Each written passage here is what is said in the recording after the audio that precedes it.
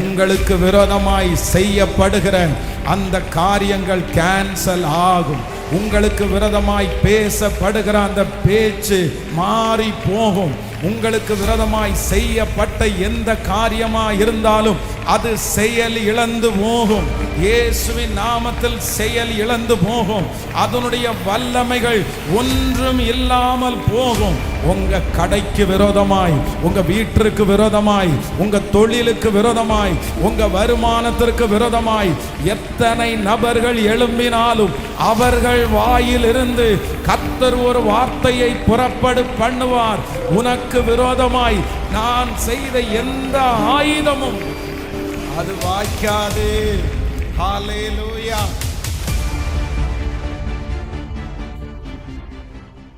ஆண்டவருடைய வார்த்தைக்காக நான் எதிர்பார்க்கும் போது ஆண்டவர் என்னுடைய இருதயத்தில் வைத்த வார்த்தை என்ன அப்படின்னா, யாக்கோபுக்கு விரோதமான மந்திரவாதம் இல்லை, இஸ்ரவேலுக்கு விரோதமான குறி சொல்லுதலும் இல்லை.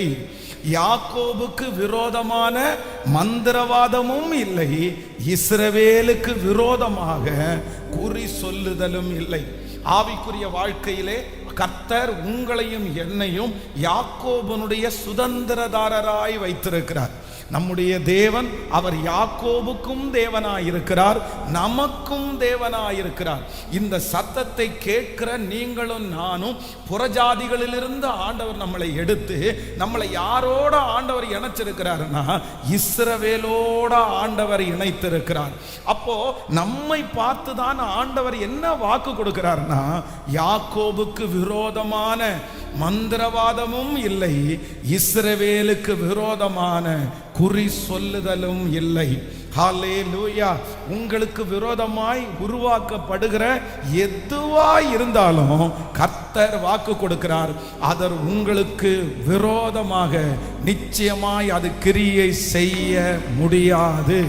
ஒருவேளை சிலர் ஒருவேளை உங்க வாழ்க்கையில கண்டினியூவா நடக்கிற சில போராட்டத்தை பார்த்து, சில பிரச்சனைகளை பார்த்து யாராவது ஏதாவது செஞ்சிருப்பாங்களோ அப்படின்னு நீங்க சந்தேகப்படலாம்.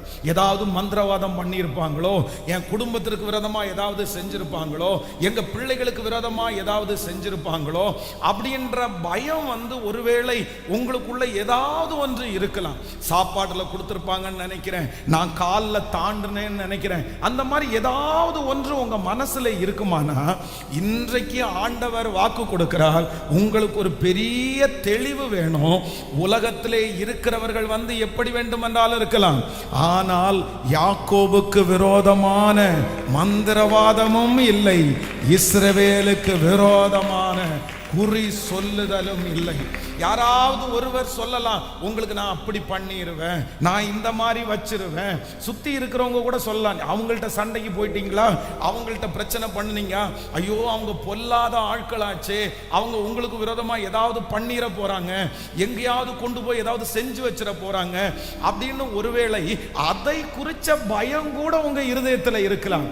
ஆனா ஆண்டவர் இன்றைக்கு ஸ்ட்ராங்கா சொல்றாரு, நீங்க மரணம் அடைகிற வரைக்கும் உன்னை மனசுல வச்சுக்குங்க, எனக்கு விரோதமான மந்திரவாதமும் இல்லை, எனக்கு விரோதமான குறி சொல்லுதலும் இல்லை. உங்களுக்கு விரோதமான மந்திரவாதமும் இல்லை, உங்களுக்கு விரோதமான குறி சொல்லுதலும் இல்லை. அதை குறித்து நீங்க கொஞ்சம் கூட என்ன பண்ண வேண்டாம்னா, நீங்க பயப்பட வேண்டிய அவசியமே இல்லை. ஆண்டவருடைய பிள்ளைகளே, இந்த வார்த்தையை ஆண்டவர் யார் மூலமாவது வேணா பேசியிருக்கலாம். அந்த காலத்திலே இஸ்ரவேல் ஜனங்களை வழி நடத்தினவன் மோசே. மோசே ஜனங்களை பார்த்து, நீங்க எதுக்கு பயப்படுறீங்க, உங்களுக்கு விரோதமா எந்த மந்திரவாதமும் இல்லை, உங்களுக்கு விரோதமா எந்த பில்லிசூனியும் இல்லை அப்படின்ற வார்த்தையா ஆண்டவர் சொல்லி இருக்கலாம். அவன் மூலமா சொல்லி இருக்கலாம். இல்லைன்னா அடுத்த லீடரான ஜோஷுவா மூலமா ஆண்டவர் அந்த வார்த்தையை சொல்லலாம். ஆனா இவர்கள் யார் மூலமாகவும் கர்த்தர் இந்த வார்த்தையை சொல்லாம யாரை வச்சு கர்த்தர் சொல்ல வச்சாருன்னா, ஒரு மந்திரவாதியா இருந்த பிலேயாம வச்சு அவனுடைய வாயிலிருந்தே கர்த்தர் சொல்றாரு, இவர்களுக்கு விரோதமான மந்திரவாதமும் இல்லை, இவர்களுக்கு விரோதமான குறி சொல்லுதலும் இல்லை. ஹல்லேலூயா. அதனால நம்ம ஆணித்தரமா நம்ப வேண்டியது என்ன அப்படின்னு சொன்னா, இந்த மனுஷன் வந்து இந்த கள்ள தீர்க்கதரிசி இந்த நபர் வந்து இஸ்ரவேல் ஜனங்களை சபிக்கிறதற்கு கூலி வாங்கினவன். அப்படின்னா இவங்களை எப்படியாவது சபிக்கணும் அப்படின்னு சொன்னா நம்ம இதுபடி அவங்களுக்கு வந்து வேண்டாத ஒரு வேலையை செய்யணும். அந்த வேண்டாத வேலையை செய்கிறதற்கு கூலி பேசி இப்ப வந்து நிற்கிறான். இப்ப வந்து நின்னு பார்த்தா அவனால என்ன பண்ண முடியல அப்படின்னா அந்த ஜனங்களை சபிக்கவே முடியல. அதனாலதான் பிலேயாம் அந்த வார்த்தையை சொல்றான், இந்த யாக்கோபுக்கு விரோதமான மந்திரவாதமும் இல்லை, இஸ்ரவேலுக்கு விரோதமான குறி சொல்லுதலும் இல்லை.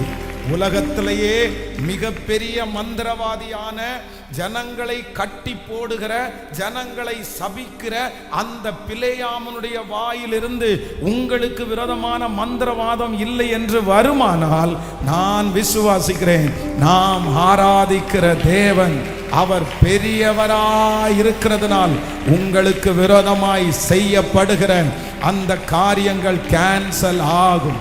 உங்களுக்கு விரோதமாய் பேசப்படுகிற அந்த பேச்சு மாறி போகும். உங்களுக்கு விரோதமாய் செய்யப்பட்ட எந்த காரியமா இருந்தாலும் அது செயல் இழந்து போகும். இயேசுவின் நாமத்தில் செயல் இழந்து போகும். அதனுடைய வல்லமைகள் ஒன்றும் இல்லாமல் போகும். உங்க கடைக்கு விரோதமாய், உங்க வீட்டிற்கு விரோதமாய், உங்க தொழிலுக்கு விரோதமாய், உங்க வருமானத்திற்கு விரோதமாய் எத்தனை நபர்கள் எழும்பினாலும் அவர்கள் வாயிலிருந்து கர்த்தர் ஒரு வார்த்தையை புறப்படு பண்ணுவார். உனக்கு விரோதமாய் நான் செய்த எந்த ஆயுதமும் அது வாய்க்காது. ஹல்லேலூயா. நான் தீர்க்க தரிசனமாய் நான் நம்புறேன். உங்களுடைய எதிரிகள் வந்து உங்களுக்கு சொல்லுவாங்க. என்ன சொல்லுவாங்க அப்படின்னு சொன்னா, எத்தனையோ பேருக்கு நான் என்னென்னமோ செஞ்சிருக்கிறேன், எல்லாமே வாச்சிருக்குது, நான் செஞ்சதெல்லாம் அவங்களுக்கு நடந்திருக்குது, ஆனா என் லைஃப்லயே நான் செஞ்சு ஒண்ணு நடக்காத ஒரு யாழ்னா நீங்க தான் அவங்க வாய்களை திறந்து சொல்லுகிற ஒரு நாள் சீக்கிரமாய். ஹல்லேலூயா. இந்த திருச்சபையிலிருந்து இதே இடத்துல இந்த சேர் போட்டிருக்கிற இடத்துல கரெக்டாக 2 இயர்ஸுக்கு முன்னாடி இந்த சர்ச்சை நம்ம டெடிகேட் பண்ணுறோம். டெடிகேஷன் முடிச்சுட்டு எல்லாரும் மோஸ்ட்லி அவங்க கிளம்பிட்டாங்க. அப்போ நான் வந்து இந்த இடத்துல இருக்கிறேன். அப்போ இந்த ஏரியாவினுடைய பின்னாடி இருந்த, இன்னைக்கு இறந்துட்டார் அவர், இந்த ஏரியாவினுடைய பின்பக்கத்தில் இருந்த ஒரு மோசமான ஒரு ரவுடியாக இருந்த ஒரு பர்சன் அவர் வந்தார். வந்த உடனே நல்லா பொட்டுக்கிட்டெல்லாம் வச்சுட்டு நல்லா ட்ரெஸ் பண்ணி வந்தார். ஆனால் இறந்து போயிட்டார். வந்த உடனே காலில் தொட்டு கும்பிட வந்தார். அதெல்லாம் ஒன்றும் இல்லை பிரதர் அப்படின்னாரு. அப்போ அவர் ஒரு வார்த்தை சொன்னார். என்ன வார்த்தை சொன்னார் அப்படின்னு சொன்னால், நான் எத்தனையோ பேருக்கு நான் தீமை செஞ்சிருக்கிறேன், எத்தனையோ பேருடைய பணத்தை நான் வந்து திருடி இருக்கிறேன், எத்தனையோ பேரை நான் அடிச்சிருக்கிறேன், எத்தனையோ குடும்பத்தில் நான் வாழ விடாமல் பண்ணியிருக்கிறேன். ஆனா நான் பண்ணினது எல்லாமே எனக்கு தெரியும். அதே போல இந்த சர்ச்சுக்கு விரோதமாகவும் உங்களுக்கு விரோதமாகவும் நான் என்னென்னமோ பண்ணினேன். ஆனா ஒண்ணு கூட உங்களுக்கு எதிர்மறையா நடக்கவே இல்லை. சோ நான் பார்த்ததுல, என்னுடைய அனுபவத்துல, நான் செஞ்சு ஒண்ணுமே கஷ்டப்படாம இருக்கிற, ஒண்ணுமே நடக்காத ஒரே ஒண்ணு இது மட்டும்தான். கடவுள் இருக்கிறாருன்னு நான் நம்புறேன் அப்படின்னு அந்த மனுஷன் சொல்லிட்டு போனான். அப்போ நான் விசுவாசிக்கிறேன், அதை சாட்சியோட சொல்றேன், சாட்சியோட சொல்லுகிறேன். அவர்கள் உனக்கு விரோதமாய் எழும்புவார்கள், ஆனாலும் உன்னை மேற்கொள்ள மாட்டார்கள். ஏனென்றால் கர்த்தர் வாக்கு கொடுக்கிறார், நான் உன்னோடு கூட இருக்கிறேன். கர்த்தர் உங்களோடு கூட இருக்கிறார். கர்த்தர் இன்றைக்கு தெளிவா கர்த்தர் வாக்கு கொடுக்கிறார். உனக்கு விரோதமான மந்திரவாதமும் இல்லை, உனக்கு விரோதமான குறி சொல்லுதலும் இல்லை, உனக்கு விரோதமான மந்திரவாதமும் இல்லை, உனக்கு விரோதமான குறி சொல்லுதலும் இல்லை. யார் எத்தனை நாட்களாய் சொல்லி கொண்டிருந்தாலும் கர்த்தரிடத்தில் வந்ததற்கு பிற்பாடு அது நிற்க முடியாது. ஒருவேளை உங்களுக்கு ஒரு விபத்து நடந்திருக்கலாம். அந்த விபத்தை வச்சு நீங்க யாராவது ஒன்று செஞ்சிருப்பாங்களோன்னு எனக்கு பயமா இருக்கு பாஸ்டர். இந்த மாதிரி நடந்ததுக்கு அப்புறம் தான் விபத்து ஆயிருச்சு, இந்த மாதிரி நடந்ததுக்கு பிற்பாடு தான் எனக்கு குடும்பம் இந்த மாதிரி எனக்கு நஷ்டம் ஆயிருச்சு. இந்த கல்யாண தடை என்னமோ யாராவது ஒருத்தர் ஏதாவது செஞ்சு வச்சிருப்பாங்களோன்னு நான் யோசிக்கிறேன். எனக்கு இந்த குழந்தை பாக்கியம் தடையா இருக்கிறதுனால நான் நினைக்கிறேன் யாராவது குடும்பத்தில் ஏதாவது ஒன்று பண்ணி வச்சிருப்பாங்களோ. இந்த மாதிரி உங்க மனசுக்குள்ள ஏதோ ஒரு காரியம் அப்படியே உழப்பிட்டே இருக்குமானா, ஏசப்பா இன்னைக்கு சாங்க உங்க கையை பிடிச்சு சொல்றாரு, நீ ஒண்ணுமே பயப்படாத மகளே, பயப்படாத மகனே, உனக்கு விரோதமான மந்திரவாதமும் இல்லை, உனக்கு விரோதமான குறி சொல்லுதலும் இல்லை. விழுந்த நீங்கள் திரும்பவும் எழும்பி நிற்பீர்கள். விழுந்து போன அந்த வேலை திரும்பவும் ஆசீர்வதிக்கப்படும். கர்த்தர் ஒரு சின்ன சோதனையின் காலத்தை கொடுத்திருக்கிறார். ஆண்டவர் அந்த நெருக்கத்தை அனுமதித்திருக்கிறார். அந்த நெருக்கம் மாறும், அந்த திருமண தடைகள் மாறும், அந்த குழந்தை பாக்கியத்தினுடைய தடைகள் மாறும். இந்த வாக்குத்தத்தம் பிரசங்கம் பண்ணி கொண்டு இருக்கும் போது ஒரு தேவனுடைய ஆவியானவருடைய வல்லமை இப்பொழுது குடும்பங்களுக்கு விரோதமாய் எழும்பி இருக்கிற தீய சக்திகளை முழுவதுமாய் நிர்மூலமாக்குறதற்காக ஸ்தோத்திரம், ஸ்தோத்திரம். நான் விசுவாசிக்கிறேன் உங்கள்கிட்ட கண்டிப்பா சொல்லுவாங்க, ஒரு நாள் கண்டிப்பா சொல்லுவாங்க. என்ன சொல்லுவாங்க அப்படின்னு சொன்னா, நான் உங்களுக்கு விரோதமா செஞ்சேன், நான் உங்களுக்கு விரோதமா செஞ்சேன், உங்களுக்கு விரோதமா நான் என்னென்னமோ பண்ணினேன், ஆனா ஒண்ணு கூட உங்களுக்கு வாய்க்கவே இல்லை, ஒண்ணு கூட உங்களுக்கு வாய்க்கவே இல்லை. ஹல்லேலூயா. ஆண்டவருடைய பிள்ளைகளே, இந்த வாக்குத்தத்தத்துல ஆண்டவருடைய பிள்ளைகள் முதல்ல என்ன கற்றுக்கொள்ளணும் அப்படின்னு சொன்னா, நமக்கு இல்லை அப்படின்றத முதல்ல நம்ம அறிக்கை செய்யணும். எனக்கு அப்படி இருக்காது அப்படின்றத எப்பொழுதுமே மனப்பூர்வமா நீங்க நம்பணும். அப்படி நீங்க நம்பல அப்படின்னு சொன்னா, கண்டிப்பா சொல்றேன், உங்களால இந்த பிரச்சனையிலிருந்து வெளியே வர முடியாது. இப்போ நம்ம நல்லா ஒரு கடை நடந்துட்டு இருக்குது, திடீர்னு அந்த கடை அது ஒன்றும் இல்லாமல் போகுது. உடனே ஒருத்தர் சொல்றாரு, யாராவது ஏதாவது செஞ்சிருப்பாங்களோ, அதனால தான் இந்த கடை நல்லா ஓடிட்டு இருந்த கடை திடீர்னு இப்படி ஆகிறதுக்கு என்ன காரணம்? கண்டிப்பா ஏதாவது ஒன்று செஞ்சிருப்பாங்க, உங்களுக்கு அந்த எதிரி இருக்காங்கல்ல அப்படின்னு கேட்ட உடனே சிலருடைய மனசுக்குள்ள ஆமா ஆமா நல்லா ஓடிட்டு இருந்த கடை இப்படி விழுந்து போறதுக்கு என்ன காரணம் அப்படின்னு மற்றவர்கள் சொன்ன உடனே உங்களுக்கு அப்படி ஒரு எண்ணம் கடந்து போகலாம். ஆனா ஒண்ணு நினைச்சுக்குங்க, அப்படி கிடையாது. அந்த கடை விழுந்து போகிறதற்கு பல காரணங்கள் இருக்கலாம்.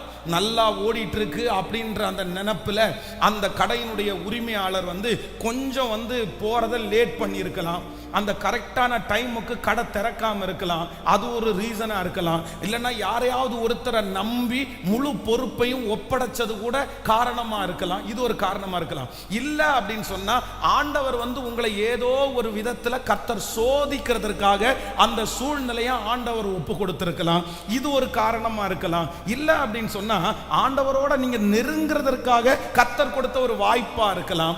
இல்ல அப்படின்னா அந்த இடத்திலிருந்து இன்னொரு இடத்துல உங்களை கொண்டு போய் இதை விட பல மடங்கு ஆசீர்வதிப்பதற்கு கர்த்தர் அந்த சூழ்நிலையை அனுமதிச்சிருக்கலாம். அப்போ ஒண்ணு நினைச்சுக்குங்க, நம்முடைய வாழ்க்கையில ஒண்ணு நடக்குது அப்படின்னு சொன்னா உடனே ஆண்டவருடைய பிள்ளைகள் இதனாலதான் நடக்குது அப்படின்னு நம்ம டிசைட் பண்ண முடியாது. இவங்க செஞ்சதுனால தான் இப்படி நடக்குதுன்னு நீங்க டிசைட் பண்ண முடியாது. பொதுவாக இன்றைக்கு இருக்கிற மிக கொடுமையான ஒரு காலம் என்னன்னா, உங்களுக்கு இருக்குன்னு நம்ப வைக்கிறது ரொம்ப ஈஸி. உங்களுக்கு ஒரு பிரச்சனை இருக்குன்னு உங்களை நம்ப வைக்கிறது ரொம்ப ஈஸி. அப்படின்னா கண்ணை மூடிட்டு உங்க வீட்டில் இருக்கிற முன்னோருடைய யாராவது ஒருத்தருடைய பேரை சொல்லி, இன்னார் உங்களுக்கு குடும்பத்தில் இருக்கிறாங்களா, இன்னாருடைய அந்த வம்சத்திலிருந்து யாரோ ஒருத்தர் தான் உங்களுக்கு விரோதமா செஞ்சிருக்காங்கன்னு சொல்லிட்டாங்கன்னா அவ்வளவுதான். அடுத்த நிமிஷம் நீங்க என்ன பண்ணுவீங்கன்னா அப்படியே நம்பிடுவீங்க. ஆமா, அவர் சொன்ன பேரும் நம்ம வீட்டில் இருக்குது, அவர் சொன்ன ஆளும் நமக்கு கொஞ்சம் அப்படி ஒரு மாதிரி தான், உடனே நம்புவீங்க. ஆனால் அதே நேரத்தில் ரொம்ப ரிஸ்க் என்ன அப்படின்னா, உங்களுக்கு ஒன்றுமே இல்லை சிஸ்டர், உங்களுக்கு ஒண்ணுமே இல்லை பிரதர், நீங்க ஏன் அதை போட்டு குழப்பிட்டு உட்காந்துருக்கிறீங்க, நீங்க தொடர்ந்து கண்டினியூ பண்ணுங்க, இதெல்லாம் தேவையில்லாம யோசனை அப்படின்னு சொன்னா நிறைய பேர் இப்ப என்ன சொல்றாங்கன்னா, இவர் பவர் இல்லாத பாஸ்டரா இருப்பால் போல தெரியுது, இவருக்கு என்ன பிரச்சனைன்னு கண்டுபிடிக்க தெரியாது போல தெரியுது. இன்னைக்கு சிலருடைய பார்வைக்கு வந்து பெரிய ஊழியக்காரர்கள் யார் தெரியுமா? சிலருடைய பார்வைக்கு வந்து ஒரு தீர்க்க தரிசன வரம் பெற்றவர் யார் தெரியுமா?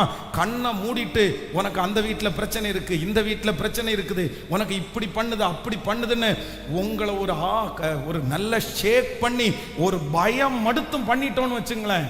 இன்னைக்கு பயப்படுத்துகிற பாஸ்டர் தான், பயப்படுத்துகிற ஆள் தான் உங்களுக்கு பெரிய நம்பிக்கைக்குரியவர். ஆண்டவருடைய பிள்ளைகளே அப்படி இல்லை. இந்த பாடுகள் வந்து எங்க இருந்து ஆரம்பிச்சிருச்சுன்னா, நீங்க வந்து இஸ்ரவேல் ஜனங்களிடத்திலிருந்து ஆரம்பிச்சிருச்சு. நீங்க அதை ஒன்ன வாசிங்க, அதை வாசிச்சீங்க உங்களுக்கு தெரியும். நீங்க எண்ணாகம் புஸ்தகத்துல ஒரு வசனத்தை வாசிக்கும் போது, எண்ணாகம் 13ஆம் அதிகாரத்தை எடுத்துக்கொள்ளுங்களேன். 13ஆம் அதிகாரத்தினுடைய 30வது வசனத்தை வாசிக்கலாமா? 13ஆம் அதிகாரம் 30வது வசனத்தை வாசிக்கலாம். அப்பொழுது காலேப் மோசேக்கு முன்பாக ஜனங்களை அமர்த்தி, உடனே போய் அதை சுதந்தரித்துக் கொள்ளுவோம், நாம் அதை எளிதாய் ஜெயித்து கொள்ளலாம் என்றான். அவனோட கூட போய் வந்த மனிதரோ, நாம் போய் வந்த அந்த ஜனங்களோட எதிர்க்க நம்மாலே கூடாது, அவர்கள் நம்மை பார்க்கலும் பலவான்கள் என்றார்கள். நாங்கள் போய் சுற்றி பார்த்து வந்த அந்த தேசம் தன் குடிகளை பட்சிக்கிற தேசம். நாங்கள் அதிலே கண்ட ஜனங்கள் எல்லாரும் மிகவும் பெரிய ஆட்கள். ஆமென். நீங்க அப்படியே 35வது வசனத்தை வாசிங்க. 35வது வசனம். அப்பொழுது 14வது அதிகாரம் 1வது வசனம். அப்பொழுது சபையார் எல்லாரும் கூக்குரல் இட்டு புலம்பினார்கள். ஜனங்கள் அன்று ரா முழுவதும் அழுது கொண்டிருந்தார்கள். அடுத்த வசனத்தை கூட வாசிக்கலாம். இஸ்ரவேல் புத்திரர் எல்லாரும் மோசேக்கும் ஆரோனுக்கும் விரோதமாய் முறுமுறுத்தார்கள்.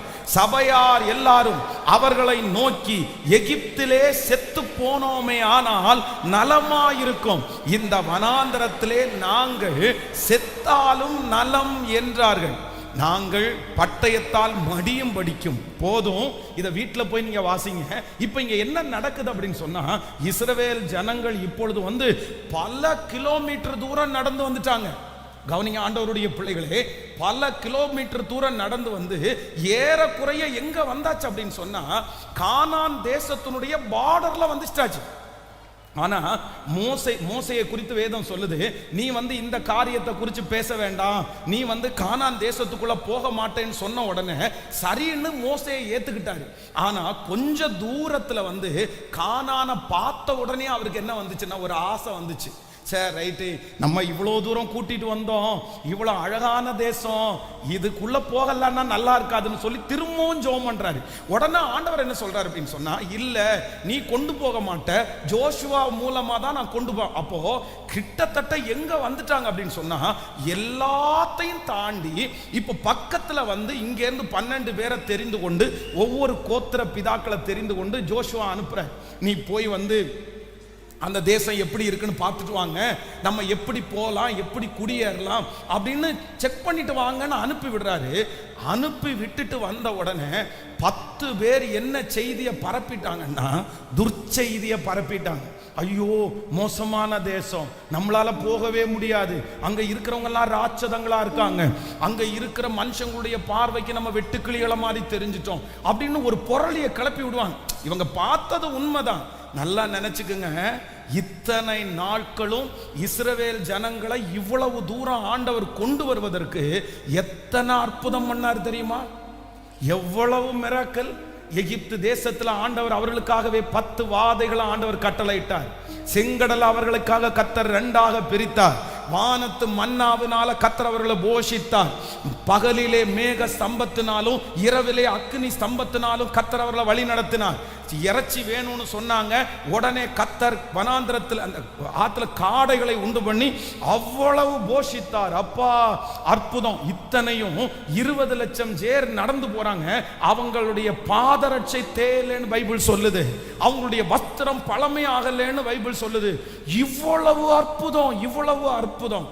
இத்தனை அற்புதத்தையும் கேட்டு இங்க வந்த இந்த 10 பேர் இதை நீங்க செய்ய மாட்டீங்கன்னு சொன்ன உடனே இதுவரைக்கும் நடந்த எந்த அற்புதத்தையும் அவங்க நம்பாம எதைத்தான் நம்பினாங்க சொல்லுங்க? அவங்க சொன்ன துர்ச்செய்தியை தான் நம்பினாங்க. அப்போ இந்த ஜோஷுவா காலை 2 பேரும் எந்திரிச்சு கொந்தல், நீங்க என்ன பண்ணிட்டு இருக்கிறீங்க? உங்களுக்கு என்ன பிடிச்சிருச்சு? நீங்க என்ன இப்படி மனநலமா பாதிக்கப்பட்டீங்களா? ஒண்ணுமே இல்ல. இவ்வளவு தூரம் ஆண்டவர் கொண்டு வந்திருக்கிறாரு, இவ்வளவு பக்கத்துல வந்திருக்கிறோம். கர்த்தர் நம்மோடு கூட இருந்தா அந்த இடத்தை நம்ம பிடிச்சிருவோம், ஒன்னும் பிரச்சனை இல்லைன்னு சொல்றாங்க. அவங்க 2 பேருடைய வார்த்தையும் யாருக்கும் எடுபடவே இல்லை.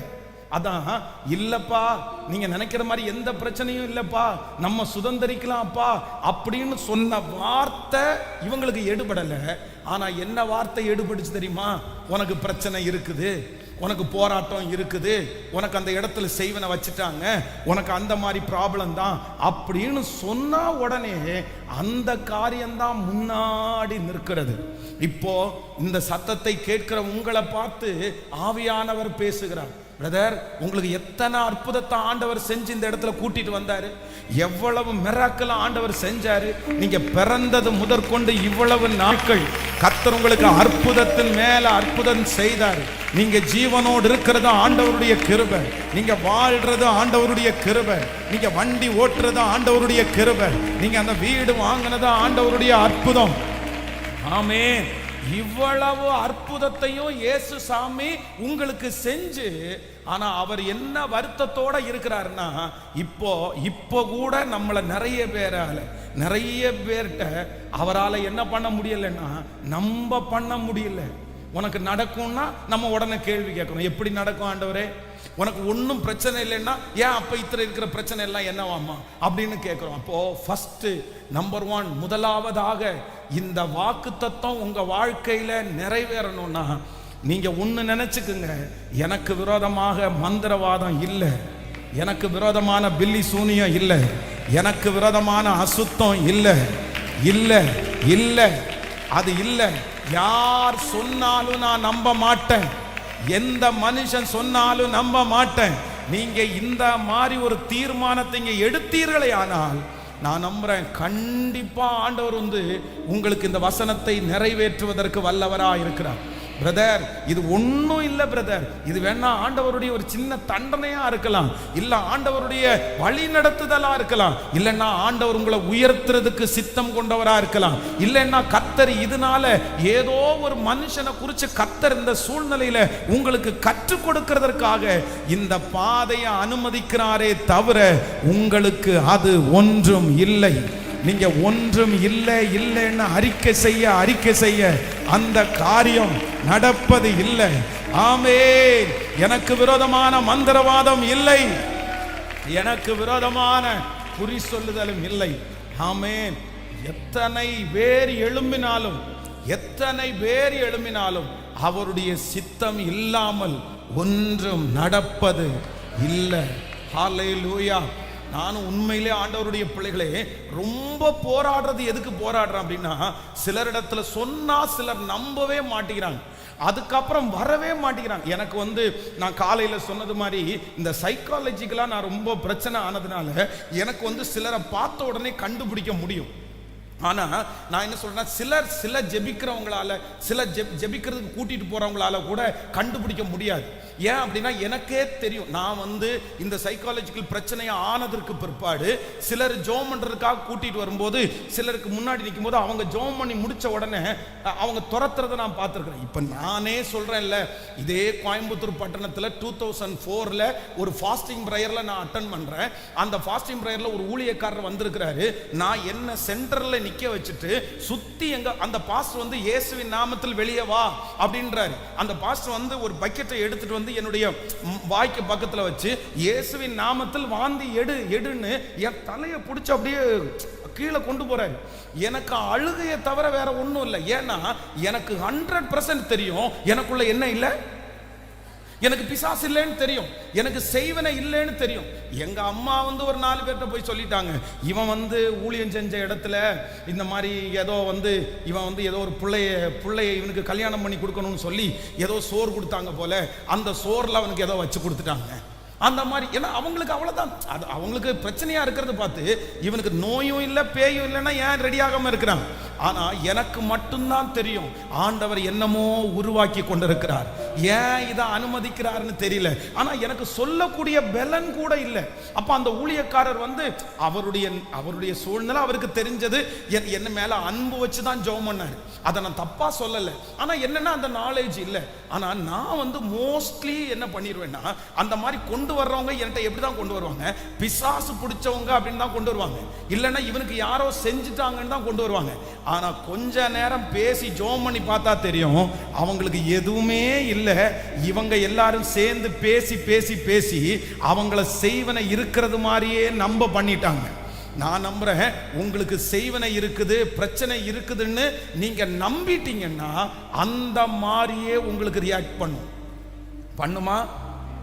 இப்பதான் நீங்க 1 பாத்ரூம் போயிட்டு வந்திருப்பீங்க, இப்பதான் போயிட்டு வந்திருப்பீங்க. 1 பாத்ரூம் போயிட்டு வந்ததுக்கு அப்புறம் குறைஞ்சது அடுத்து 1 பாத்ரூம் போகணும்னா குறைஞ்சது 1.5 மணி நேரம் 2 மணி நேரம் ஆகும். ஆனா நீங்க பாத்ரூம்ல இருந்து கிளம்பும் போதே 10 நிமிஷத்துல வந்துருமோ, 10 நிமிஷத்துல போக வேண்டியது இருக்குமோ அப்படின்னு நினைச்சிட்டே வாங்க. 10 நிமிஷத்துல நீங்க எங்க இருப்பீங்க தெரியுமா? பாத்ரூமுக்குள்ள இருப்பீங்க. ஏன் அப்படின்னா சில நேரத்தில் வந்து அந்த மைண்ட் செட்டு நமக்குள்ள இருக்குது.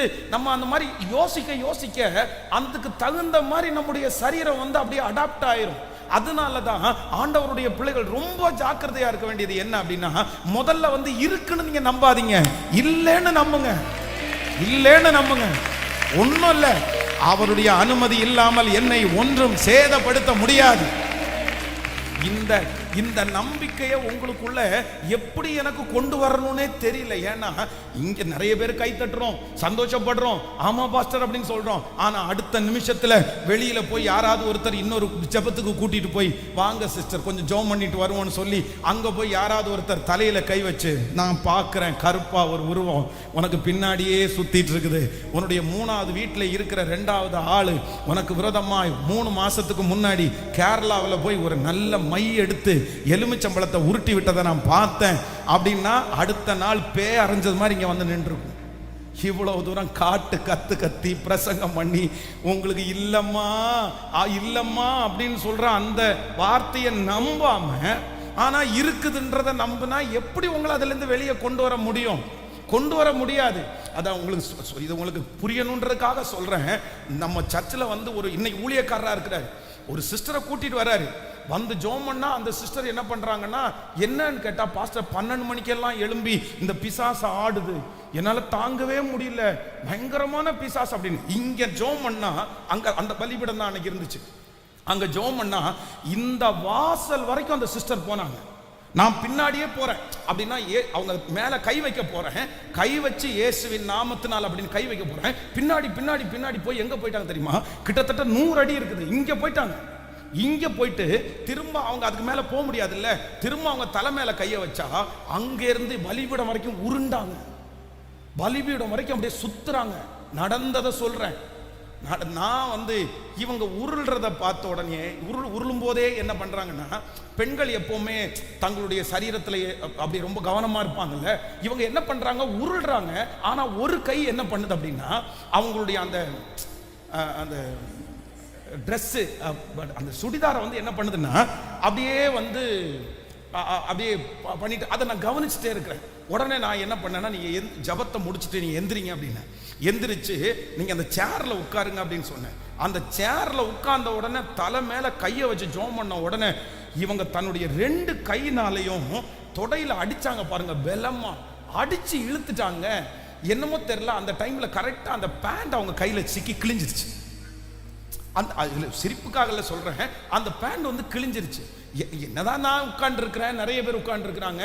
இந்த பேண்ட் கிழிஞ்ச உடனே இவங்க அந்த கத்தி ஆக்ரோஷமா இருக்கிறது கொஞ்சம் குறைஞ்சு, அந்த ஒரு கை மட்டும் எங்க இருக்கு அப்படின்னு சொன்னா கரெக்டா அந்த பேண்ட் பக்கத்துல இருக்குது. நான் சொன்னேன், சிஸ்டர் ஒன்றும் இல்லை, ஒன்று நான் உங்க பிரதர் இல்லைன்னா உங்க தகப்பன், நீ அதெல்லாம் ஒன்றுமே வருத்தப்படாதீங்க, உங்களை நான் பிள்ளையா தான் பார்க்குறேன், ஒன்றுமே யோசிக்க வேண்டாம் அப்படின்னு சொல்லிட்டு ஒரு டவல் எடுத்து அதை மூடி வச்சுட்டு சொன்னேன், இல்லை உங்களுக்கு பிசாசு இல்லைன்னு இப்போ நீங்கள் நம்புறீங்களா?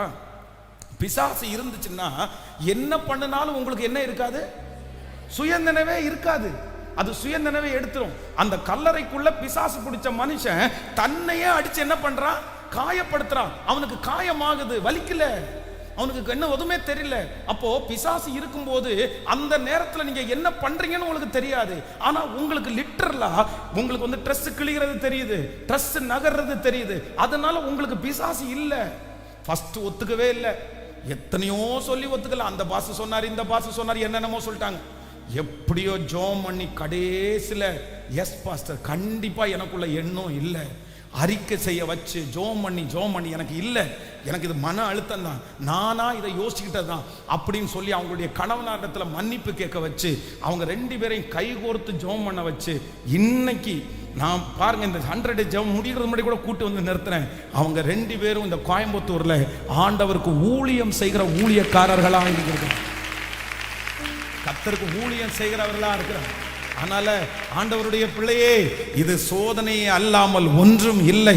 அவ்வளவு பெரிய கப்பர் சேதம் நடந்து கொண்டிருக்கும் போது அப்போஸ்தலனாகிய பவுலை பார்த்து ஆண்டவர் சொல்றாரு, கப்பர் சேதமே அல்லாமல் உங்களில் ஒருவனுக்கும் பிராண சேதம் வராது அப்படின்னு சொன்ன அந்த தேவனாகிய கர்த்தர் தான் இன்று வாக்கு கொடுக்கிறார்.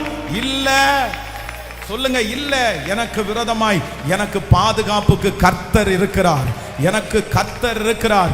உலகத்தில் இருக்கிறவனை விட எனக்குள்ளே இருக்கிறவர் பெரியவர் என்னோடு கூட இருக்கிறார். அவருடைய அனுமதி இல்லாமல் ஒன்றும் என்னை சேதப்படுத்த முடியாது. எனக்கு விரோதமாய் உருவாக்கப்படுகிற எந்த ஆயுதம் ஆனாலும் அந்த ஆயுதம் அது வாய்க்காதே போகும். ஹல்லேலூயா. இனி யார் சொன்னாலும் இதுல ஒரு வருத்தமான விஷயம் என்ன அப்படின்னா, அவ்வளவு ஊழியம் செஞ்ச ஊழியக்காரர்களே எதை நம்பிட்டு இருக்காங்க அப்படின்னு சொன்னா, யாரோ எனக்கு செஞ்சாங்கன்றத நம்புறாங்க. அந்த மாதிரி ஒரு சூழ்நிலை அவங்களுக்கு வருது. கிடையாது. ஃபர்ஸ்ட் நம்பர் 1, முதலாவதாக எனக்கு இந்த தீமை இல்லை என்று நீங்கள் விசுவாசிப்பீர்களே ஆனால் கர்த்தர் உங்களுக்கு சொல்லுகிறார், உங்களை அது ஒன்றும் சேதப்படுத்த முடியாது. நாளைக்கே போங்க, நாளைக்கே எதிர்த்து நில்லுங்க. எது மிஸ்டேக்குன்னு பாருங்க. உங்களுக்கு என்ன, அதான் நான் அடிக்கடி சொல்லுவேன், மன அழுத்தமும் பிசாசும் ஒரே மாதிரி இருக்கும். 3க்கு ஒரே மாதிரி இருக்கும். அப்படின்னா ஒன்று மன அழுத்தம், இன்னொன்று பிசாசு, இன்னொன்று செய்வினையினால பாதிக்கப்பட்டவங்க. இது 3ஐயும் நிறைய பேருக்கு தனியா பிரிச்சு பார்க்க தெரியாது. ஆனா இது 3மே வந்து ஒரே மாதிரி ரியாக்ட் பண்ணும். இதை வந்து கரெக்டா அடையாளம் கண்டுகொள்ளணும். இது உண்மையிலே மன அழுத்தமா, இது உண்மையிலே மனம் பாதிக்கப்பட்டுச்சா, உண்மையிலே இது பிசாசா, உண்மையிலே இதை செய்வனையா அப்படின்னு நீங்க அறிஞ்சுக்கணும். நான் நம்புறேன், எத்தனையோ பாருங்க ரோட்ல போறோம், அவ்வளோ மாடியா கட்டி வச்சிருக்கிறாரு, ஒரு பூசணிக்காவை நம்பி உள்ள படுத்து தூங்குறான். ஹலோ, என்னது? அவ்வளவு பெரிய கோடி கணக்கில் 10 கோடி ரூபாய் 20 கோடி ரூபாவுக்கு அவ்வளோ பெரிய மாலை கட்டிட்டு, அவ்வளோ பெரிய ஷோரூமை கட்டிட்டு, 2 பக்கம் 2 பூசணிக்காவை தொங்க விட்டு அந்த ஐயரா ஓடி வர்றாரு. வந்து ஒரு பொட்டு வச்சு பூ வச்சு, அவருக்கே மந்திரம் சரியா தெரியல, அவர் ஏதோ அடிச்சு விட்டு அவ்வளோதான் 2 எடுத்து கட்டிட்டோமா போய் படுத்துடலாம்ப்பா. இந்த பூசணிக்காவை நம்பி அவ்வளோ கோடி ரூபாவில் சொத்தை உள்ள மனுஷன் பூசணிக்காவை நம்பி தூங்குறானே. நான் நம்புறேன், உலக ரட்சகர் நம்ம கூட இருக்கிறார்ல, பராக்கிரமசாலி நம்ம கூட இருக்கிறார்ல, நம்ம ஆராதிக்கிற தெய்வம் எவ்வளவு பெரியவர், நம்ம ஆராதிக்கிற தெய்வம் எவ்வளவு பெரியவர், நான் ஆராதிக்கிற தெய்வம் எவ்வளவு பெரியவர். சில நேரத்துல நமக்கு நிறைய பேருக்கு இந்த செய்வனை செஞ்சிருப்பாங்களோ இல்லைன்னா பிசாசு எனக்குள்ள இருக்குமோன்ற இந்த பயம் எதனால வருது அப்படின்னா உங்க ஸ்பிரிச்சுவல் சம்பந்தப்பட்டு வருது. ஆவிக்குரிய வாழ்க்கையில நீங்க விழுந்திருந்தீங்கன்னா, ஏதாவது பாவம் செஞ்சிருந்தீங்கன்னா, ஏதாவது தப்பு பண்ணியிருந்தீங்கன்னா, நீங்க என்ன நினைப்பீங்கன்னா, நான் அந்த அளவுக்கு ஒர்த் இல்ல, இயேசு என் கூட இருக்கிறதுக்கு நான் ஒர்த் இல்ல, அப்போ அவங்க செய்கிறது எனக்கு நடக்கும் இல்ல, அப்போ அவங்க செய்கிறது எனக்கு வரும் இல்ல, நான் அந்த மாதிரி ஒர்த்தா இருந்தா பரவாயில்ல, உங்களை மாதிரி நான் ஜெபம் பண்ணா பரவாயில்ல, உங்களை மாதிரி ஆண்டவரோட இருந்தா பரவாயில்ல, எனக்கு ஒன்றும் வராதுன்னு நான் தைரியமா இருக்கலாம். நான் அப்படி இல்லை, இவ்வளவு அக்கிரமத்தை செஞ்சுட்டு இருக்கிறேன், இவ்வளவு அநியாயத்தை செஞ்சுட்டு இருக்கிறேன், எனக்கு நடக்கும் இல்ல, எனக்கு அது வந்து சேரும் இல்ல. ஒன்று நினைச்சுக்குங்க, நம்முடைய நீதியை வச்சு இந்த உலகத்துல வாழவே முடியாது. நம்ம நீதி ஒன்றும் இல்லை. நம்ம யார் முன்னாடி நிற்கிறோம்னா அப்பா முன்னாடி நிற்கிறோம். அப்பாவுடைய நீதியை வச்சுதான் நம்ம முன்னேறணும். ஆமென். அப்பாவுடைய நீதியை வச்சுதான் நம்ம முன்னாடி நிற்க முடியும். அப்படின்னா நம்ம நீதி வேண்டான்னு சொல்லல, நம்ம எப்படி வேணாலும் வாழலாம், வாழ்ந்துட்டு ஆண்டவரை முன்னாடி நிறுத்த அப்படி சொல்ல வரல. ஆனா ஒன்று நீங்கள் நினைத்துக் கொள்ளுங்கள், நம்ம அவருடைய பிள்ளைகளா மாறிட்டோம். நீங்களும் நானும் அவருடைய பிள்ளைகளா மாறிட்டோம், அவருடைய புத்திரரா மாறிட்டோம். நாம் ஆராதிக்கிற தெய்வம் அவர் சிட்சிப்பார், அவர் நம்மளை தண்டிப்பார். ஆனா இன்னொருத்தருடைய கையில கர்த்தர் கண்டிப்பா சத்துருடைய கையில நம்ம விட்டு கொடுக்க மாட்டார், விட்டு கொடுக்க மாட்டார். நம்புறவங்க கைகளை தட்டி ஆமென். உங்களுக்கு விரோதமா இது ஒன்றும் இல்லை. அதான் சீடர்கள் வந்து ஆண்டவரை பார்த்து கேட்கிறாங்க, ஆண்டவரே இவன் குருடனாய் பிறந்தது இவன் செய்த பாவமா, இவன் பெற்றோர் செய்த பாவமா அப்படின்னு கேட்கிறாங்க. உடனே ஆண்டவர் என்ன சொல்லி இருக்கணும்? ஆமாப்பா, அவன் முன்னோர் ஒருத்தன் பாவம் செஞ்சான், அதனாலதான் இவன் இப்படி இருக்கான்னு சொல்லணும். இல்லைன்னா இவங்க அப்பா மோசமான ஆளு, அதனாலதான் இப்படி இருக்கான்னு அப்படின்னு சொல்லணும். ஆனா ஏசப்பா என்ன சொன்னார் அப்படின்னா, இவன் செய்த பாவமும் இல்லை, இவன் பெற்றோர் செய்த பாவமும் இல்லை, தேவ நாமம் மகிமைக்காய் பிறந்திருக்கிறான். பிரதர், இது கர்த்தர் நாம மகிமைக்கு. சிஸ்டர், இது கர்த்தர் நாம மகிமைக்கு. இந்த பிரச்சனை கர்த்தர் நாம மகிமைக்கு, இந்த தாமதம் ஆண்டவர் நாம மகிமைக்கு, இந்த சோதனை ஆண்டவர் நாம மகிமைக்கு. நல்ல கரங்களை தட்டி கர்த்தர் உருவாக்குறார். ஆண்டவர் உங்களை உருவாக்குறார். ஆண்டவர் உங்களை உருவாக்குறதற்கு தான் இதை அனுமதிச்சார். அவருக்கு தெரியும் நீங்க போகிற பாதை, அவருக்கு தெரியும். இந்த வியாதி கர்த்தர் உங்களை சாட்சியாய் நிறுத்துவதற்காக. ஹல்லேலூயா, ஆமென். எனக்கு எதிராய் மந்திரம் இல்லை, குறி சொல்லல் எதுவும் இல்லை. பாடுவோம். எனக்கு எதிராய் மந்திரம் இல்லை, குறி சொல்லல் எதுவும் இல்லை.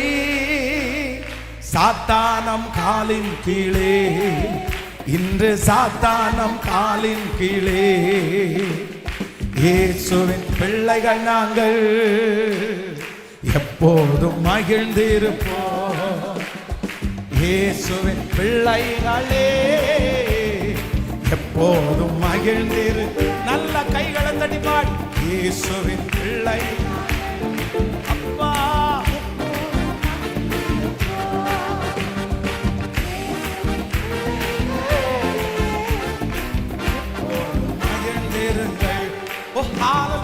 இன்று காணும் எகிப்தியரை இனிமேல் காண மாட்டோம். இனிமேல் காண மாட்டோம். எனக்காக யுத்தம் செய்வார் இயேசு, எனக்காக யுத்தம் செய்வார். கைகள் இயேசு பிள்ளைகள் நான்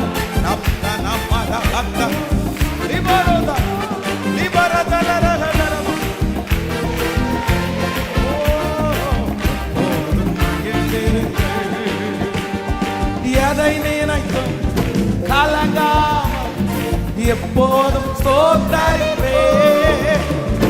எதை நினைத்தும் எப்போதும் ஸ்தோத்திரிப்போம். நாம் எப்போதும் ஸ்தோத்திரிப்போம், நாம் எப்போதும் ஸ்தோத்திரம். கைகளை மேல இயேசு பிள்ளைகள் எப்போதும் மகிழ்ந்திருப்போம்.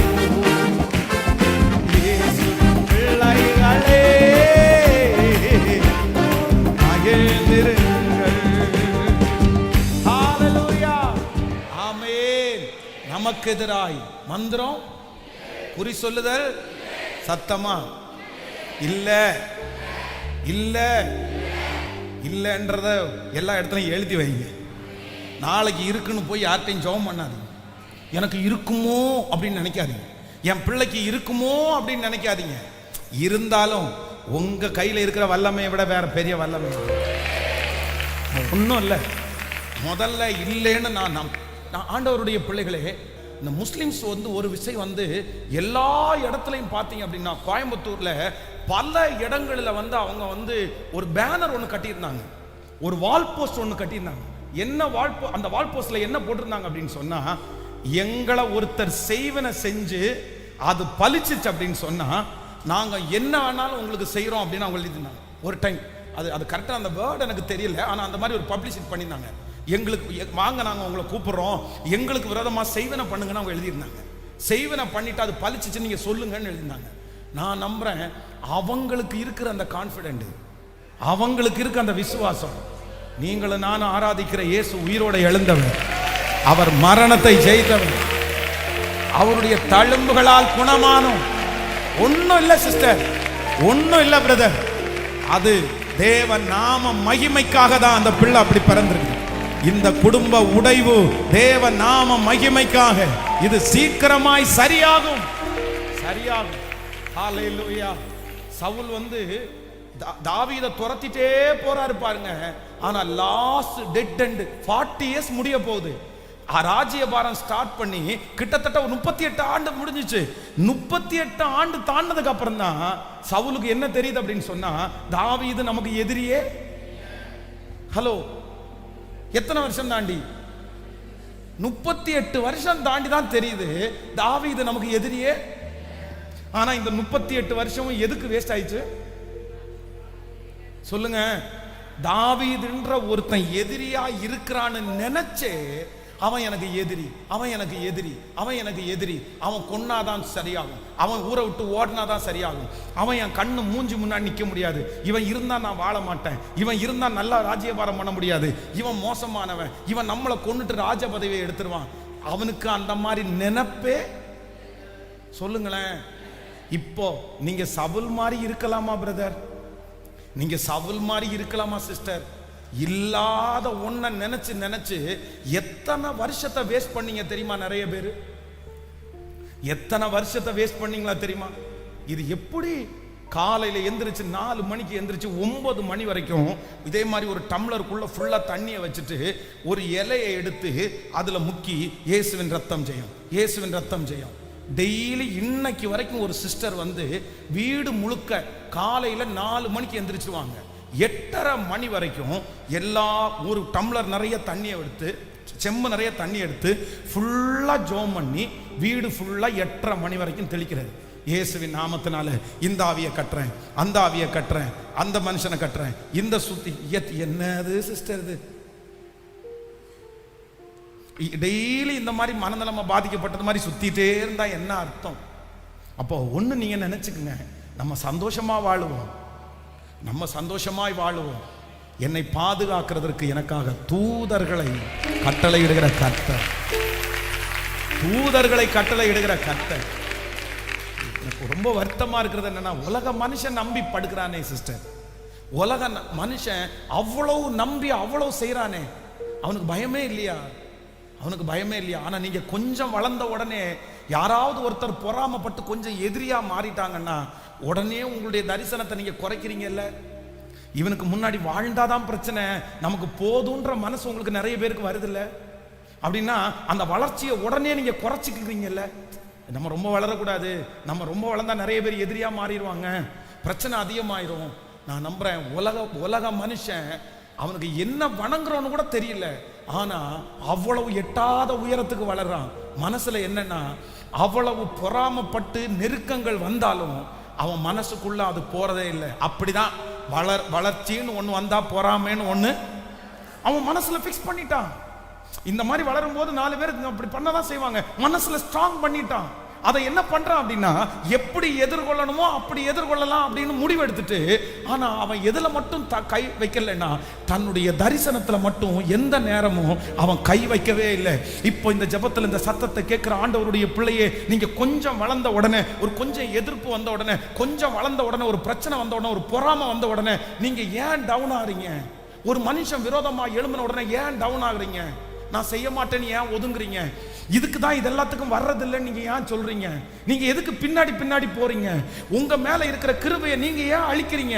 உங்க மேல ஆண்டவர் வச்சிருக்கிற அபிஷேகத்தை நீங்க ஏன் குறைக்கிறீங்க? நீங்க அப்படி குறைக்க கூடாது. அப்படி வரத்தான் செய்யும். அதான் நான் சொல்லுவேன், காய்ச்ச மரத்துக்கு தான் கல்லடின்றது மாதிரி நீங்க வளர வளர உங்களுக்கு கல்லடி அதிகமா தான் விழும். ஆனா உங்க தரிசனத்தை மட்டும் நீங்க எந்த நேரத்திலும் குறைக்கவே கூடாது, குறைக்கவே கூடாது. நீங்க எட்டாத ஒரு தேவ மனுஷியா மாறணும். நீங்க எட்டாத ஒரு தேவ மனுஷனா மாறணும். ஹalleluya. உங்களை எட்டாத உயரத்துல கர்த்தர் கொண்டு போய் வைக்கணும்.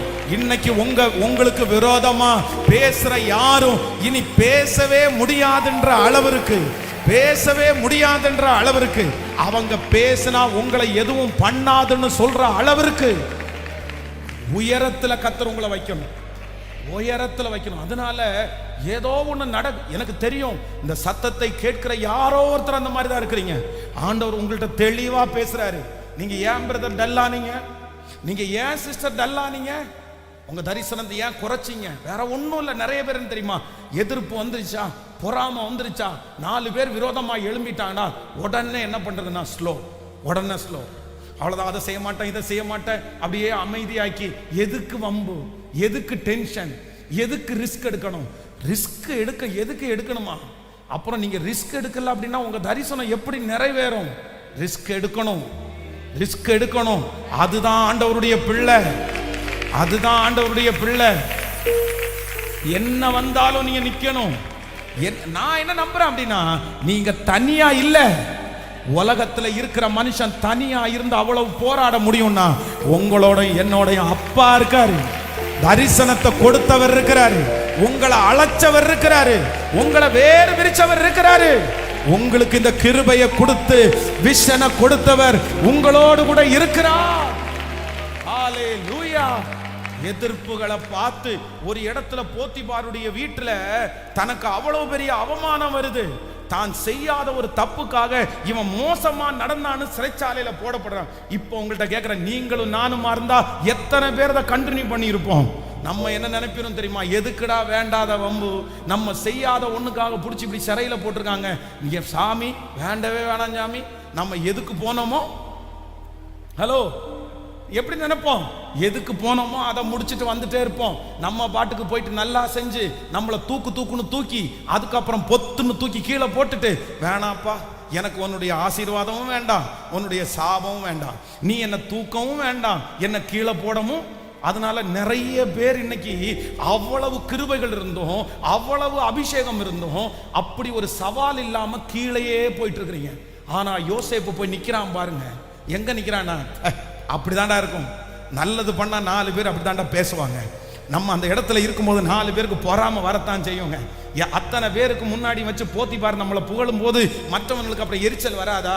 கண்டிப்பா எரிச்சல் வரத்தான் செய்யும். அந்த போராட்டம் இருக்கத்தான் செய்யும். அவ்வளவுதான், முடிஞ்சிருச்சு. அடுத்து உடனே சிறைச்சாலையில போய் அங்கேயும் அவன் என்ன ஆனா அப்படின்னா, சிறைச்சாலை அதிகாரிகளுடைய கண்கள்ல தயவு கிடைக்கிற அளவிற்கு பெரிய ஆளா மாறினானா இல்லையா? நீங்க எப்படி ஒதுங்கலாம் சிஸ்டர்? நீங்க எப்படி ஒதுங்கலாம் சிஸ்டர்? பிரதர் நீங்க எப்படி ஒதுங்கலாம்? நீங்க ஒதுங்கி நிக்க கூடாது. என்ன வந்தாலும் நீங்க ஒதுங்கி நிக்க கூடாது சிஸ்டர். நீங்க என்ன வந்தாலும் ஒதுங்கி நிக்க கூடாது. அதையும் தாண்டி வளருவதற்கு கர்த்தர் உங்க மேல ஒரு அபிஷேகத்தை வச்சிருக்கிறார். நீங்க பொறாமையை தாண்டி வளருவீர்கள், நீங்கள் அவமானத்தை தாண்டி வளருவீர்கள், நீங்கள் நெருக்கங்களை தாண்டி வளருவீர்கள், நீங்கள் எதிர்ப்புகளை தாண்டி வளருகிற அபிஷேகத்தை நல்ல கரங்களை தட்டி ஆமென் முழு பலத்தோடு, எனக்கு எதிராய் மந்திரம் இல்லை, எனக்கு எதிராய் எந்த குறி சொல்லுதலும் இல்லை, கைகளை தட்டி ஹalleluya நன்றி. நமக்கு எதிராய் மந்திரம் இல்லை, குறி சொல்லல் எதுவும் இல்லை. பாடு, விசுவாசத்தோடு பாடு.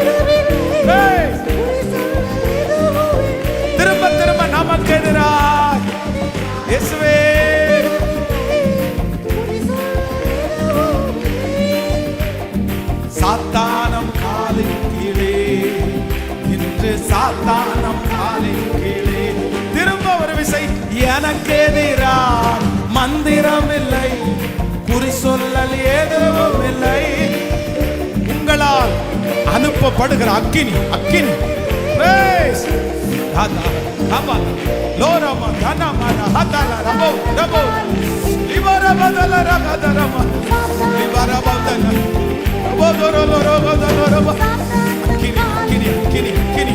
அபிஷேகத்தினுடைய மழை. இயேசுவின் பிள்ளைகள் நாங்கள் எப்போதும் மகிழ்ந்திருப்போம். இயேசுவின் பிள்ளைகளே எப்போதும் மகிழ்ந்திருங்கள். எதை நினைத்தும் கலங்காமல் எப்போதும் ஸ்தோத்தரிப்போம். எதை நினைத்தும் கலங்காமல் எப்போதும் ஸ்தோத்தரிப்போம். நாம் இப்போதும் ஸ்தோத்தரிப்போம். நாம் எப்போதும் கைகளை மேல தட்டி இயேசுவின் பிள்ளைகள் உங்களை உம்மால் அனுப்பப்படுகிற ஒரு தேவ மகிமை எப்போதும் மகிழ்ந்திருங்கள். சொல்லுவோம், இன்று காணும் எகிப்தியரை இனிமேல் காண மாட்டோம். இயேசுவா கிருபை கிருபை கிருபை, இனிமேல் காண மாட்டோம். நமக்காய் யுத்தம் செய்வார் இயேசு, எனக்காய் யுத்தம் செய்வார். இயேசுவின் பிள்ளைகள் நாங்கள் மகிழ்ந்திருப்போம். இயேசுவின் பிள்ளைகளே கதரலரம் கனமரம் தோதரகதர். இயேசுவின் உம்முடைய வல்லமை அபிஷேகம், அபிஷேகம் அக்கினியாய், அக்கினியாய், அக்கினியாய், அக்கினியாய் இறங்கட்டும், இறங்கட்டும், இறங்கட்டும், இறங்கட்டும். ஒதுங்கி நிற்க கூடாது, ஒதுங்கி நிற்க கூடாது. பயர் தேவனால் அனுப்பப்படுகிற ஒரு அக்கினி, அக்கினி, அக்கினி, அக்கினி. சீஸ் சீஸ் தட்டி எழுப்புங்கப்பா, தட்டி எழுப்புங்கப்பா, தட்டி எழுப்புங்கப்பா, தட்டி எழுப்புங்கப்பா. அக்கினி, அக்கினி, அக்கினி, அக்கினி, அக்கினி, அக்கினி. இப்போ இப்போ ஒரு புது அபிஷேகம், ஒரு புது அபிஷேகம், ஒரு புது அபிஷேகம். அந்நிய பாஷை வரத்தோடு இப்பொழுது ஒரு புது அபிஷேகம் உங்க பிள்ளைகள் மேல இறங்கட்டும். வாஞ்சிக்கிற ஒவ்வொருவர் மேலும் இறங்கட்டும், இறங்கட்டும். இந்த சத்தம் தொனிக்கப்படுகிற இந்த வீட்டில் இறங்கட்டும், அந்த தெருவில் இறங்கட்டும்.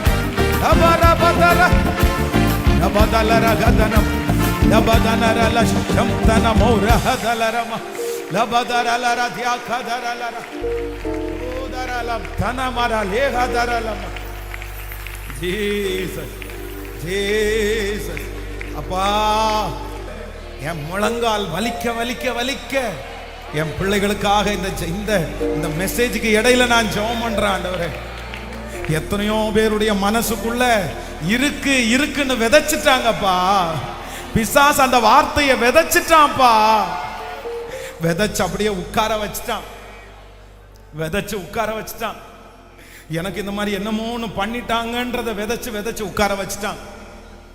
உன் மேல நிறைய பொறாமை இருக்குன்னு சொல்லி சொல்லி நிறைய பேரை உட்கார வச்சுட்டான். என் பிள்ளைங்களும் அதை ரொம்ப நம்பிட்டாங்கப்பா, அதை ரொம்ப நம்பிட்டாங்கப்பா. அந்த காரியத்திலிருந்து அவங்களால வெளியே வர முடியல ஏசப்பா. எங்க போனாலும் திரும்ப திரும்ப அது அவங்களுக்கு ஞாபகம் வந்துட்டே இருக்குது. ஏதாவது பண்ணியிருப்பாங்களோ, என்னாவது செஞ்சிருப்பாங்களோ அப்படின்னு ஞாபகம் வந்துட்டே இருக்குது. ஆனா இப்போ நான் ஜெபிக்கிறேன்ப்பா. இல்ல, இது பெற்றோர் செய்த பாவம் அல்ல, அவன் செய்த பாவமும் அல்ல. இது தேவனுடைய நாமம் மகிமைக்காக இது இப்படி நடந்திருக்குன்னு சொல்லி எங்க பிள்ளைகள் அந்த விசுவாசத்தை இப்ப கொண்டு வாங்கயா. மரணம் வரைக்கும், சாகர வரைக்கும். இப்போ யார் சொன்னாலும் எனக்கு அப்படி இல்லை, எனக்கு அப்படி இல்லை, எனக்கு அப்படி இல்லை, இருந்தாலும் ஒன்றும் இல்லாம போயிரோன்னு எங்க பிள்ளைகளுக்கு அந்த கிருபையை நீங்க தரப்போகிறதற்காக ஸ்தோத்திரம். ஹalleluya, ஹalleluya. நம்பர் 1, முதலாவதாக நமக்கு எதிராய் மந்திரவாதம் இல்லை, நமக்கு எதிராய் குறி சொல்லுதலும் இல்லை. அதனுடைய முதல் பாயிண்ட் என்ன அப்படின்னு சொன்னா, அந்த மந்திரவாதம் பண்ணுகிற மனுஷனே என்ன சொல்றான் அப்படின்னு சொன்னா, இவர்களுக்கு விரோதமான மந்திரவாதமும் இல்லை, இவர்களுக்கு விரோதமான குறி சொல்லுதலும் இல்லை. நம்பர் 2, இரண்டாவதாக இந்த நமக்கு எதிரான மந்திரவாதமும் இல்லை, குறி சொல்லுதலும் இல்லை என்கிற இந்த வாக்கு தத்துவம் நம்ம தலைமையில நிறைவேறணும்னா முதல்ல என்ன நினைக்கணும்னா, அது இல்லைன்னு நம்ம அறிக்கை பண்ணணும். அது இல்லைன்னு நம்ம அறிக்கை பண்ணணும். அது என்ன தொடாதுன்னு நம்ம அறிக்கை பண்ணணும். ஹalleluya. நம்பர் 3, மூன்றாவதாக நமக்கு எதிராய் மந்திரவாதம் இல்லை, குறி சொல்லுதல் இல்லை அப்படின்ற வார்த்தை நிறைவேறுவதற்கு ஒரு தேவனுடைய பிள்ளைக்கு ஒரு பெரிய தைரியம் இருக்கணும். என்ன தைரியம்னா, வாசிக்கலாம் 1 சாமுவேல் 5ஆம் அதிகாரத்தினுடைய 3வது வசனத்தை வாசிக்கலாமா? 1 சாமுவேல் 5ஆம் அதிகாரம் 3வது வசனம். அஸ்தோத் ஊரார் மறுநாள் காலமே எழுந்திருந்து வந்தபோது, இதோ தாகோன் கர்த்தருடைய பெட்டிக்கு முன்பாக தரையிலே முகம் குப்புற விழுந்து கிடந்தது. அப்பொழுது அவர்கள் தாகோனை எடுத்து அதை அதன் ஸ்தானத்திலே திரும்பவும் நிறுத்தினார்கள். 1வது வசனத்திலிருந்து வாசிக்கலாமா? 5ஆம் அதிகாரம். பெலிஸ்தியர் தேவனுடைய பெட்டியை பிடித்து அதை எபனேசரில் இருந்து அஸ்தரோத்திற்கு கொண்டு போனார்கள். பெலிஸ்தியர்கள் தேவனுடைய பெட்டியை பிடித்து தாகோனின் கோவிலிலே கொண்டு வந்து தாகோன் அண்டையிலே வைத்தார்கள். அஸ்தரோத் ஊரார் மறுநாள் காலமே எழுந்திருந்து வந்தபோது, இதோ தாகோன் கர்த்தருடைய பெட்டிக்கு முன்பாக தரையிலே முகம் குப்புற விழுந்து கிடந்தது. அப்பொழுது அவர்கள் தாகோனை எடுத்து அதை அதன் ஸ்தானத்திலே திரும்பவும் நிறுத்தினார்கள். அவர்கள் மறுநாள் காலமே எழுந்திருந்து வந்தபோது, இதோ தாகோன் கர்த்தருடைய பெட்டிக்கு முன்பாக தரையிலே முகம் குப்புற விழுந்து கிடந்ததும் அல்லாமல் தாகோனுடைய தலையும் அதன் 2 கைகளும் வாசற்படியின் மேல் உடைக்கப்பட்டு கிடந்தது. தாகோனுடைய உடல் மாத்திரம் மீதியாயிருந்தது. ஆமென். இங்க என்ன நடக்குது அப்படின்னு சொன்னா, இஸ்ரவேல் ஜனங்களோட ஏலியினுடைய காலத்துல அந்த மனிதர்கள் அந்த நாட்டை பிடிச்சிட்டாங்க. பிடிச்ச உடனே இவங்க என்ன நினைச்சிட்டாங்க அப்படின்னு சொன்னா, சரி இவங்களுடைய ஏதோ ஒரு பெஸ்ட்டை நம்ம எடுத்துட்டு போகணுமே அப்படின்னு இவங்க நினைச்சாங்க. அப்ப அவங்க கண்ணுக்கு முன்னாடி தெரிகிறது என்ன அப்படின்னு சொன்னா, உடன்படிக்கை பெட்டி தான் கண்ணுக்கு முன்னாடி தெரியுது. ஏன் அப்படின்னா, அந்த யுத்தம் நடக்கும்போது ஆசாரியர்கள் அந்த உடன்படிக்கை பெட்டியை அவ்வளவு பவ்யமா பார்த்துக்கிறாங்க, அவ்வளவு கேர் எடுத்து பார்த்துக்கிறதுனால, ஓ இவங்களுக்கு இதுதான் ரொம்ப முக்கியமானது போல தெரியுது, இது இவங்கள்ட்ட இல்லை அப்படின்னு சொன்னா இவங்க ஒன்றும் இல்லாம ஆயிடுவாங்கன்னு சொல்லி அந்த ஜனங்களுடைய குறிக்கோள் எதுல இருக்குன்னா, உடன்படிக்கை பெட்டியின் மேலதான் கண் இருந்துச்சு. அதனால யுத்தம் ஒரு பக்கத்துல நடந்திருந்தாலும் இந்த உடன்படிக்கை பெட்டியை திருடி கொண்டு போறதுல இவங்க ரொம்ப ஜாக்கிரதையா இருந்து, இப்போ உடன்படிக்கை பெட்டி என்னன்னே தெரியாம இவங்க என்ன பண்ணிட்டாங்கன்னா எடுத்து திருடி இந்த ஜனங்கள் என்ன பண்ணிட்டாங்கன்னா, சரி நம்ம இதை எங்கேயுமே வீட்டில் வைக்க வேண்டாம். இவங்க என்ன நினைச்சிட்டாங்கன்னா, அவங்களுக்கு ஒரு கடவுள் இருக்கும், அவங்களுக்கு ஒரு விக்கிரகம் இருக்கும். இப்போ என்ன பண்ணுவாங்கன்னா, தூக்கிட்டே என்ன பண்ணுவாங்க, ஒரு 4 பேர் சேர்ந்து அதை வச்சு அதை தூக்கிட்டு போவாங்க. அதுக்கு முடிச்சதுக்கு அப்புறம் அதுக்குரிய இடத்துல கொண்டு போய் வைப்பாங்க. அப்போ இவங்க என்ன நினைச்சாங்க அப்படின்னு சொன்னா, சரி நம்ம தாகோன மாதிரி இவங்களுக்கும் இது ஒரு வணக்கத்துக்குரிய பெட்டி, இது ஒரு நம்மள மாதிரி இதுவும் ஒண்ணு, அதனால ஒண்ணு பண்ணுவோம். சரி நம்ம ஆளுல 100ல் 1, 101, 10ல் 1, 11 அப்படியே வச்சிருவோம்னு சொல்லிட்டு உடன்படிக்கை பெட்டியை கொண்டு போய் எங்க வச்சுட்டாங்கன்னா, தாகோனுடைய கோயிலுக்குள்ள கொண்டு போய் வச்சுட்டு நிம்மதியா படுத்து தூங்கிட்டாங்க. யுத்தம் செய்த களைப்புல வெற்றி அடைந்த ஒரு பெரிய சந்தோஷத்துல நிம்மதியா தூங்கி எல்லாத்தையுமே செட்டில் பண்ணிட்டோடாண்டா. காலையில அதை கிளீன் பண்ணி சுத்தப்படுத்தி இது அவங்களுடைய விஷயங்களை பண்றதுக்கு எடுக்கும்போது பார்த்தா, கதவை திறந்து பார்த்தா இவங்க நிக்க வச்சுட்டு போனது என்ன பண்ணிருக்குது, கவுந்து கிடக்குது. எவன்டா இது நைட்டு வந்தான்? இவங்களுக்கு ஒரு சந்தேகமா இருந்திருக்கும். அந்நிய இடத்துல இருந்து வந்து திருடுறதுக்கு பார்த்துருப்பாங்களோ, ஒருவேளை உடன்படிக்கை பெட்டியை திருட பார்க்கும்போது இது தவறி கீழே விழுந்துச்சோன்னு நினைச்சு, சரி ஒன்றும் இல்லை, நல்ல பேஸ்ட் போட்டு ஒட்டுங்கப்பா, நல்ல காங்கிரீட் போட்டு விடுங்கன்னு சொல்லிட்டு திரும்பவும் அதை எடுத்து நிறுத்தி அடுத்த நாள் காலையில வந்து பார்க்குறாங்க. அடுத்த நாள் காலையில வந்து பார்த்தா தாகோனுக்கு தலை தனியா கிடக்குது, கை கால் தனியா கிடக்குது, உடம்பு தனியா கிடக்குது, எல்லாம் உடைஞ்சு கிடக்குது. உடன்படிக்கை பெட்டிக்கு முன்னாடி, அந்த வல்லமைக்கு முன்னாடி, அந்த பவருக்கு முன்னாடி தாகோன் நிற்க முடியல, மந்திரவாதம் நிற்க முடியல, பில்லி சூனியம் நிற்க முடியல, அசுத்தம் நிற்க முடியல. ஹல்லேலூயா. நாம் விசுவாசிக்கிறேன் ஆண்டவருடைய பிள்ளைகளே, நமக்கு எதிரான மந்திரவாதம் இல்லை, நமக்கு எதிரான குறி சொல்லுதல் இல்லை. காரணம் என்னன்னா, நீங்களும் நானும் ஆராதிக்கிற இயேசு பெரியவர், பெரியவர், பெரியவர். நல்ல கரங்களை தட்டி அவருக்கு முன்னாடி இந்த செய்வனை நிற்க முடியாது, அவருக்கு முன்பாக இந்த மாந்திரியம் நிற்க முடியாது, அவருக்கு முன்பாக இந்த குடும்ப சாபம் நிற்க முடியாது, நிற்க முடியாது. அவர் வல்லமை உள்ள தேவன், அவர் வல்லமை உள்ள தேவன். அப்போ நமக்கு ஒரு அறிவு வேணும். என்ன அறிவு வேணும் அப்படின்னு சொன்னா, ஒருவேளை அப்படி இருக்காதுன்னு நம்ம நம்பிட்டோம், அப்படி ஒருவேளை உங்க மனசுக்குள்ள அந்த மாதிரி ஒரு காரியத்தை விதைச்சிருந்தாலும், ஒருவேளை அப்படி சில நாட்களாக நடந்து கொண்டிருந்தாலும், கர்த்தர் இன்றைக்கு கிருபையாய் வாக்கு கொடுக்கிறார். அவருடைய வல்லமைக்கு முன்பாக ஒன்றும் நிற்க முடியாது, ஒன்றும் நிற்க முடியாது. ஹல்லேலூயா. தேவை அற்றதற்கும் நீங்க பயப்பட வேண்டாம், நடக்காத ஒன்றுக்கும் நீங்க பயப்பட வேண்டாம். அப்படி நடந்திருந்தாலும் நீங்கள் பயப்பட வேண்டிய அவசியம் இல்லை. ஹல்லேலூயா.